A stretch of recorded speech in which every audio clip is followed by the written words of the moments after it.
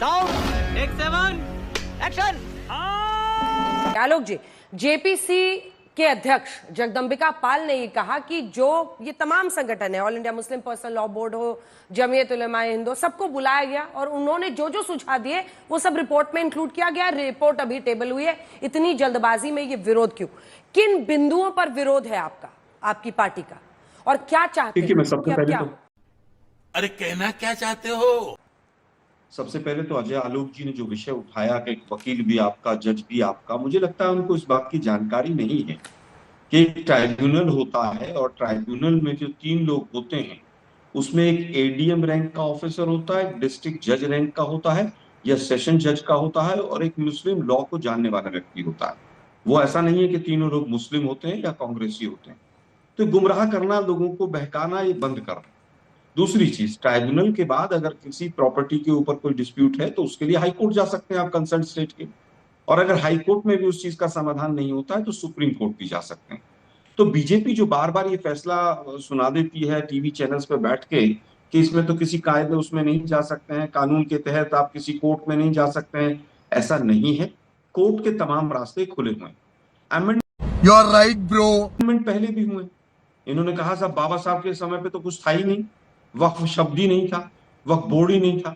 भाई बिल्कुल बाबा साहब के संविधान में नहीं था, लेकिन बाबा साहब के संविधान की पावर से ही 1954 में जो सेंट्रल वक्फ काउंसिल बनी वो बाबा साहब के संविधान के द्वारा दी गई ताकत के आधार पर ही बनी।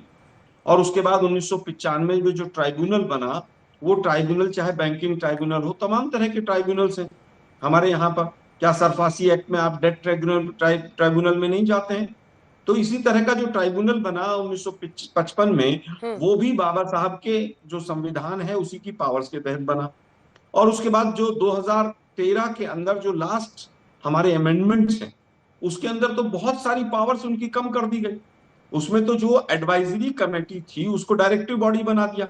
2 महिलाएं ऑलरेडी हैं उसमें। सर्वे 1 साल में होना जरूरी है और अगर नहीं होता है तो 2 साल की सजा है।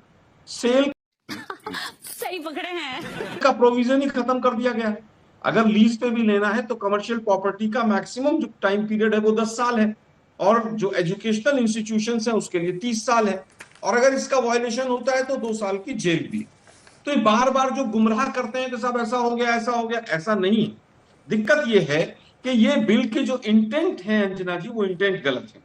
जब बिल प्रस्तुत किया गया, रिपोर्ट जब पिछली बार जब 13 फरवरी को प्रस्तुत की गई तो दूसरी तरफ से नारे लग रहे थे जय श्री राम के। अब कल को अगर हिंदुओं से रिलेटेड कोई बिल लगेगा तो और वहां पर अल्लाह अकबर के नारे लगेंगे तो इंटेंट के ऊपर गलत सवालिया निशान लगेंगे।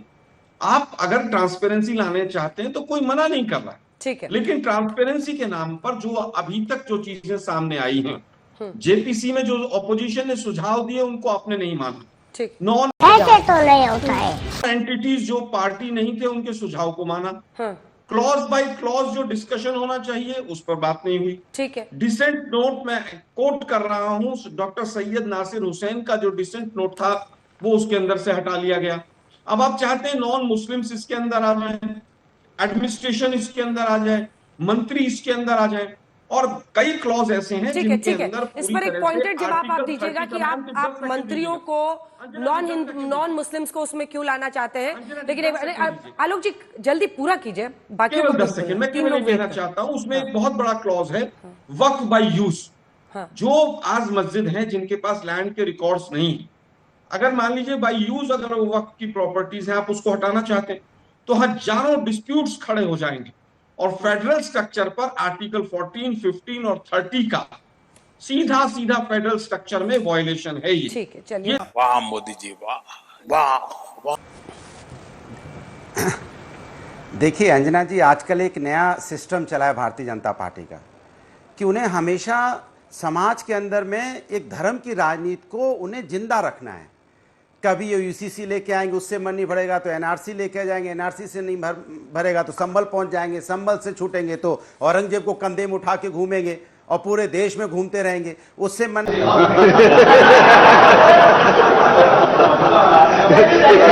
नहीं भरेगा तो वक्फ बोर्ड पे अब आ गए।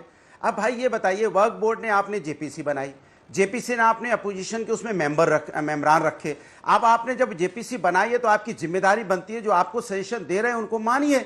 मानने के बाद उनके अगर उन्होंने जो अपने सजेशन दिए शायद वो ज्यादा अच्छी तरह समझते, आप उनको मानते और फिर उनको मानने के बाद जेपीसी की एक मान रखा जाता है ना कि जेपीसी बनी है तो जेपीसी में सब लोगों ने अपने अपने विचार रखे, उन विचारों को आप पार्लियामेंट में लेके आइए।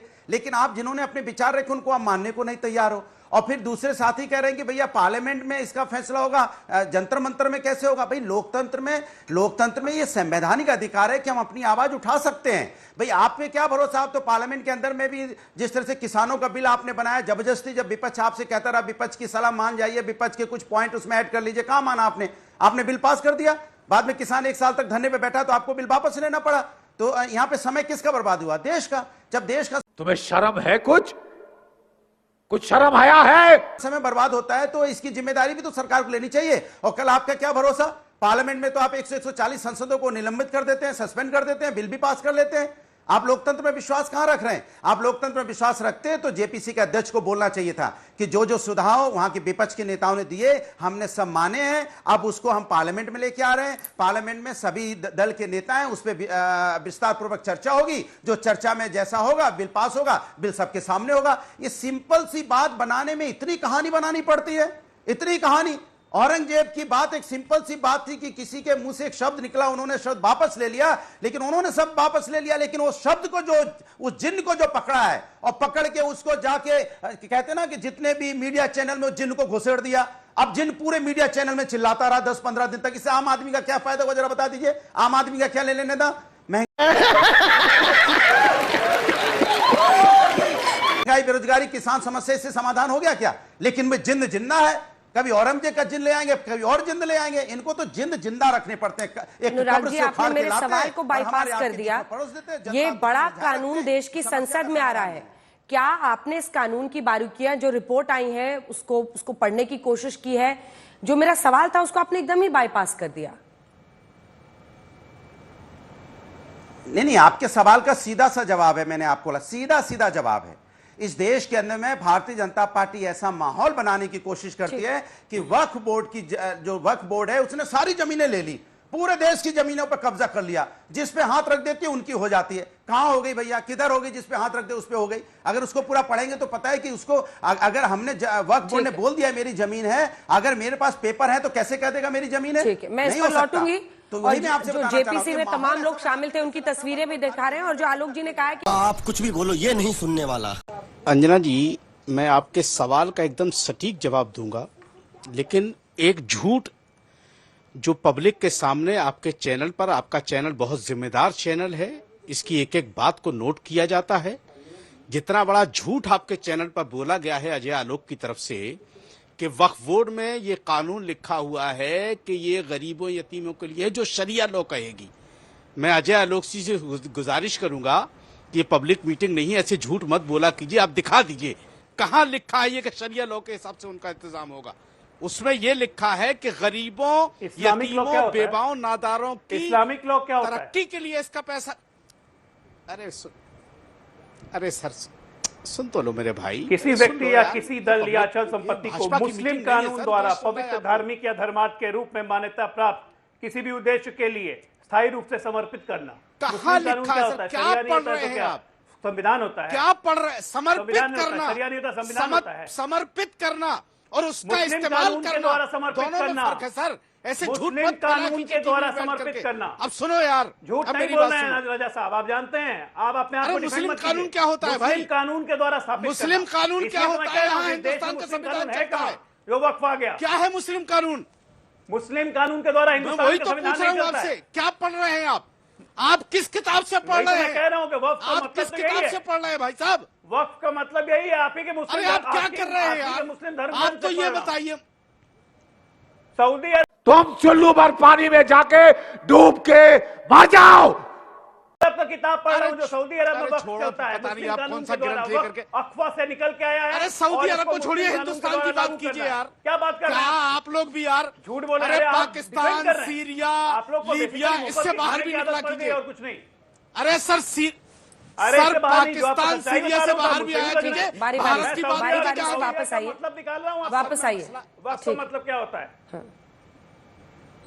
असल मसला ये है कि चूंकि आप लोगों को विदेश से ज्यादा मोहब्बत है, भारत से मोहब्बत नहीं है, तो विदेशियों की किताबें ज्यादा पढ़ते हैं, भारत की किताबें नहीं पढ़ते।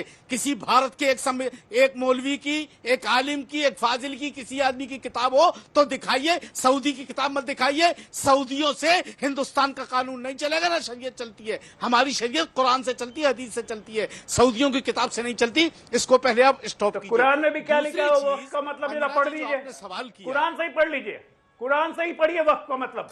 क्या लिखा है आप कुरान में? कुरान क्या शरीफ लिखा से है ही वक्त कुरान का में? मतलब पढ़िए जरा, बताइए बताइए यहाँ वक्त पे। का मतलब ये है, कुरान में सुनो। वक्त का मतलब कुरान में पढ़ अरे आपको सुनो दिखाओ, यार, अरे सुनो मेरी बात, दिखाऊं आपको? सुनो।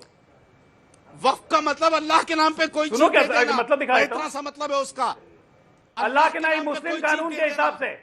अल्लाह के गलत नाम पे बात कोई नहीं। चीज दे देना। गलत बात मत कीजिए, कुरान का ही निकाल रहा हूँ, अरे यार कहाँ, कुरान का ही निकाल रहा हूँ। कहाँ निकालो तो कुरान का, कहाँ कुरान से निकाल रहे हो? बिल्कुल मैं कहाँ निकाल कुरान देता से हूँ, निकाल आप तो रहे हो नहीं भाई? निकाल पाएंगे, कहाँ मैं कुरान में निकाल लिखा देता है? हूँ। क्यों झूठ फैलाते हो भाई टीवी में बैठ करके? निकालिए, और नहीं निकालिएगा तो मुंह छुपा कर भाग जाइएगा फिर, अगर नहीं दिखा पाए तो। Emotional damage. दिखाइए अल इमरान 3/79। एक मिनट कौन से अभी आपको कुरान में दिखा लिखा रहा है हूं। ये? अभी दिखा रहा हूँ, चिंता मत कीजिए। कौन से कुरान में? कुरान दिखाइए। एक ही होता है,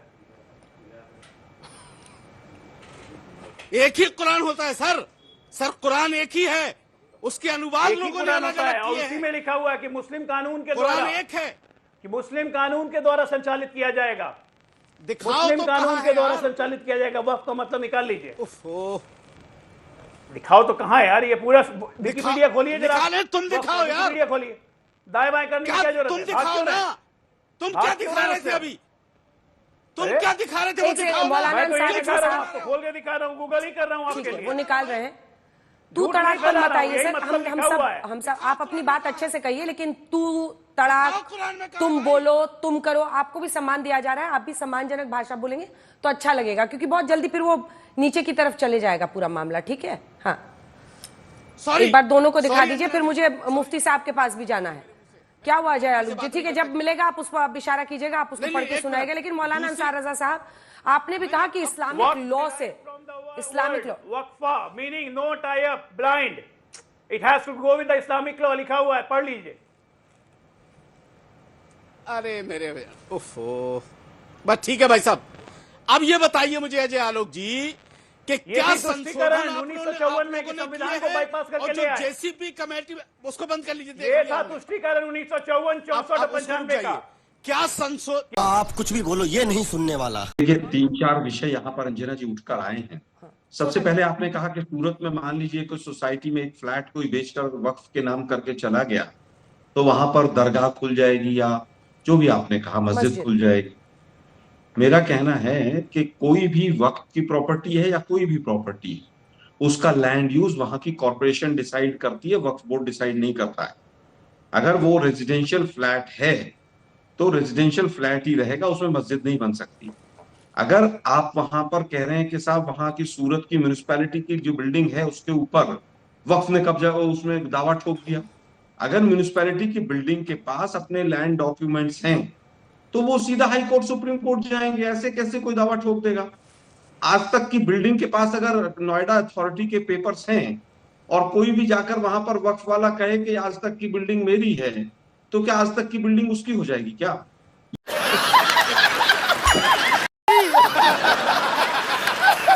ये सीधा सीधा हाई कोर्ट और सुप्रीम कोर्ट की तौहीन करना है।